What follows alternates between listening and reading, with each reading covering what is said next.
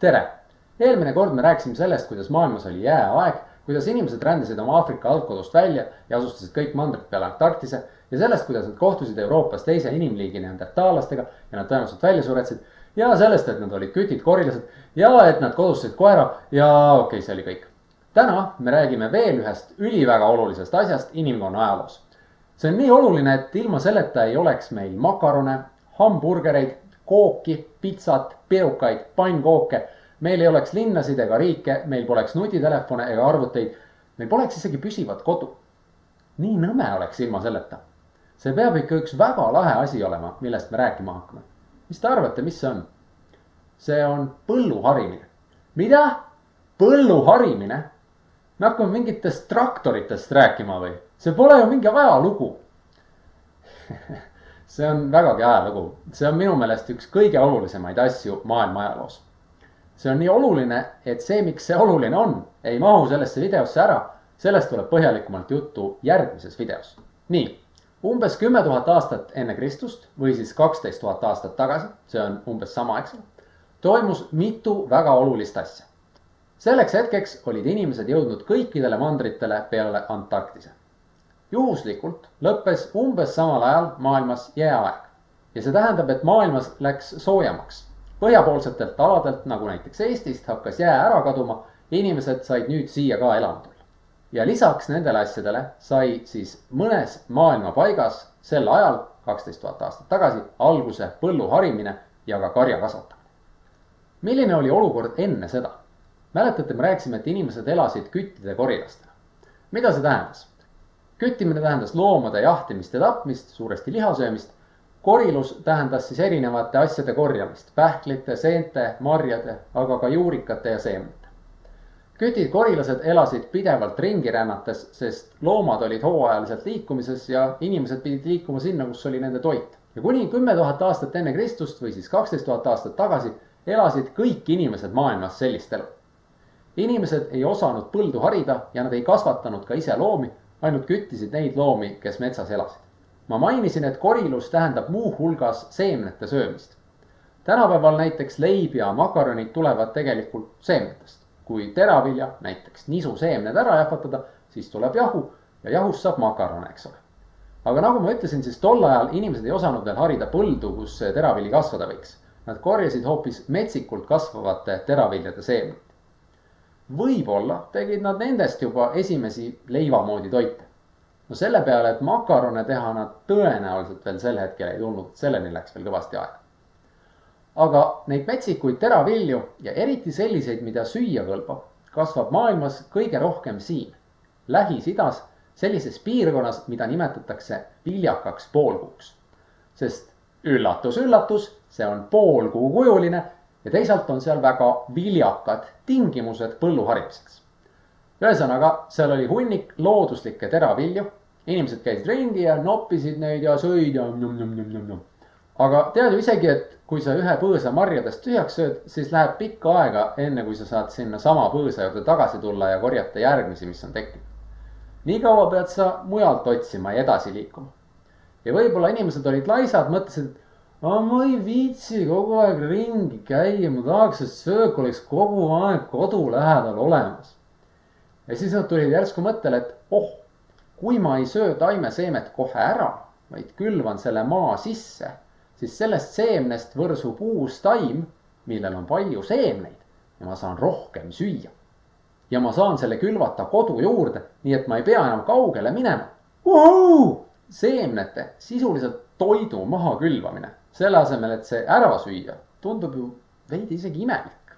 Aga järelikult nad oskasid ette mõelda ja märgata, et seemnetest kasvavad uued taimed. Ja see loogika seisnes selles, et ühest seemnest sai niimoodi mitu. Niimoodi sai rohkem süüa. Ja kui nad kogu aeg külvasid seemneid oma kodu lähedale ja kaitsesid neid taimi näiteks lindude eest, siis ajapikku kujunesid niimoodi põllud ja põlluharimine. Ja võib öelda, et niimoodi inimesed kodustasid need teraviljataimed. Need ei olnud enam metsikud taimed. Ja esimest korda toimus see siis umbes 10 000 või 9 000 aastat enne Kristust ja seal viljaka poolkuu piirkonnas. Ja esimesed kodustatud taimed olid nisu ja oder. Ja inimesed valisid maha külvamiseks teadlikult välja suuremaid seemneid, sest siis oli oodata, et ka nendel taimedel, mis kasvavad suuremad seemned ja siis saab veel suuremaid seemneid kasvatada, saab kogu aeg rohkem ja rohkem süüa. Ja selle asja nimi on sordiaretus. See on sama asi, mis loomadel tõuaretus. Kui kogu aeg paaritada omavahel hästi pikkade sabadega koeri, siis paljude põlvkondade järel tulevadki ülipikkade sabadega koerad. Ja kõik tänapäeva koeratõud on aretatud niimoodi, eks. Seepärast osad neist nii imelikud välja näevadki. Umbes samal ajal või natuke hiljem, kui kodustati need esimesed taimed, eks umbes 9000 enne Kristust, kodustati ka esimesed loomad. No esimesed peale koerade. Koerad juba kodustati varem, aga pärast koeri siis esimesed koduloomad kodustati umbes sel ajal. Igatahes kõik tänased koduloomad, lehmad, sead, kitsed, lambad, kanad ja nii edasi, kõik on kunagi olnud metsikud loomad, kelle inimene on kodustanud ja natuke teistsuguseks kasvatanud, eks ole. Ja loomadega oli see, et nii kaua, kuni me tegelesime küttimise korilusega ja kuni loomad olid metsikud, siis neid pidi kogu aeg taga ajama ja jahtima, et neid süüa saaks. Päris tüütu on ju. Ja ei olnud väga mõtet neid korraga palju küttida, sest mitte keegi ei jõudnud seda liha ära süüa ja see oleks lihtsalt läinud halvaks. Aga mingi hetk inimesed taipasid, et kui on kari metsikuid kitsi, siis me võime ju ainult ühe looma ära tappa, aga võtame teised nii-öelda vangi, hoiame kinni, siis saab neid hiljem tappa ja neist hiljem sööki teha. Ja niimoodi sai liha nii-öelda värskena hoida. Ta oli elus, ta ei läinud pahaks. Peaaegu nagu külmkapp, parem veel. Ja siis vaikselt juba läks see asi üle selleks, et need loomad omakorda sünnitasid seal vangistuses uusi loomi ja nii ei pidanudki enam jahil käima. Tapsid vana looma ära ja kasvatasid tema lapsed üles ja siis jälle. Ja niimoodi sai alguse karja kasvatamine. Ja kui loomi enda juures pidada, siis näiteks lehmi ja kitsi sai lüpsta. Sealt sai näiteks piima ja kõike, mida piimast tehakse, kohupiimad ja juustud ja hapukoored ja nii edasi.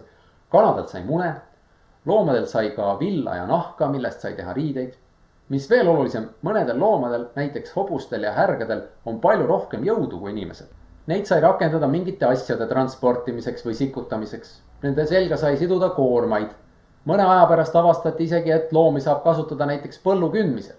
Näiteks härjad sai rakendada adra taha ja künda põldu palju suurema jõuga kui ühelgi inimesel. Ja nii sai veelgi rohkem toitu. Veel natukese aja pärast avastati, et hobuse seljas saab ratsutada ning hobuseid ja härgi saab panna vedama vankrit, mille peal on inimesed ja mingi koorem. Ja lisaks toodavad loomad pidevalt sõnnikut, mis väetab põlde, ehk põllust saab veel suuremat saaki. Ja see tähendab, et veel rohkem toitu. Ühesõnaga, loomade kodustamine oli täiega kasulik. Ehk siis umbes 10 000 aastat enne Kristust või 12 000 aastat tagasi siin Lähis-Idas kodustati esimest korda nisu ja oder. Ja siin tänapäeva Iraanis kodustati lammas. See ei tähenda nüüd, et kohe oleks kogu maailmas hakatud põldu pidama ja karja kasvatama. Need nii-öelda leiutised levisid suhteliselt aeglaselt paljude inimpõlvede ja aastatuhandete jooksul üle maailma ja mõnesse kohta ei ole tänasenigi levinud. Ja kui need oskused niimoodi levisid, siis küttimine ja korilus asendusid põllu harimise ja karja kasvatusega. Aga mõnes maailma paigas on siiamaani küttimine ja korilus alles, sest mõnes kohas ei saa lihtsalt eriti hästi põldu harida ja karja kasvatada. No näiteks Eskimote juures. No püüa sa lume sees põldu harida, eks ole. Või ka näiteks sügaval Amazonase vihmametsades on tegelikult üliraske põldu harida. See-eest on vihmametsades niigi palju loomi ja maitsvaid puuvilju iga puu otsas söönud lolliks. Nii et mõttekam ongi seal tegeleda küttimise ja korilusega, mis sa jamad selle põllu harimise. Põllu harimine on tegelikult raske töö, eks ole. Lähis-Ida polnud ainus koht, kus inimesed taimi ja loomi kodustama õppisid. Täiesti iseseisvalt, küll natuke hiljem, tulid selle peale ka inimesed teistes maailma osades. Ameerikas, Aafrikas, Aasias, Uus-Guineas. Ja erinevates kohtades kodustati natuke erinevad taimed. Näiteks kui Lähis-Idas kodustati nisu ja oder, siis Hiinas kodustati ja hakati kasvatama riisi. Ja Kesk-Ameerikas näiteks maisi. Ja nendest piirkondadest, kus põlluharimine nii-öelda iseseisvalt leiutati, sealt levisid need oskused ka naaberpiirkondadesse. Aga miks me sellest üldse räägime, on see, et taimede ja loomade kodustamine oli minu meelest kõige suurem ja tähtsam muutus inimkonna ajaloos üldse. See muutis kõike. Ja mitte ainult mina ei arva nii, vaid ka paljud teised ajaloolased ja arheoloogid leiavad, et see oli ülioluline muutus. See on kohe nii tähtis, et ma pean selle kohta eraldi video tegema. Nii et järgmises videos tuleb juttu sellest, mida põlluharimine muutis. Aga praegu siis selle video kokkuvõte. Esiteks, 10 000 aastat enne Kristust ehk 12 000 aastat tagasi kodustasid inimesed metsikud teraviljad ning hakkasid tegelema põlluharimisega. Teiseks, esimesed teraviljad olid nisu ja odev ning need kodustati Lähis-Idas viljaka poolkuu piirkonnas. Kolmandaks, põlluharimine sai alguse mõttest, et kui seeme mulda panna, siis kasvab uus taim paljude seemnetega ning saab rohkem süüa. Põlluharimisega said inimesed ise toitu kasvatada ning niimoodi sai rohkem toitu kui küttimise koriluse teel. Neljandaks, samal ajal hakati kodustama ka loomi, veiseid, kitsi ja lambaid. Karjakasvatus sündis tõenäoliselt sellest, et jahil käigul kõiki loomi ei tapetud, vaid võeti elusalt kaasa ja hoiti neid liha tagavarana enda juures. Viiendaks, koduloomadelt sai mitmeid kasulikke asju. Piima, mune, villa, nahka, sõnnikut. Nendega sai asju transportida ja põldu harida. Kuuendaks, põlluharimine ja karjakasvatus leiutati või avastati mitmes maailma piirkonnas eraldiseisvalt ning nendest piirkondadest levis see mujal. Inimesed läksid ajapikku küttimiselt koriluselt üle põlluharimisele ja karjakasvatusele. Aitäh vaatamast ja kohtume varsti jälle!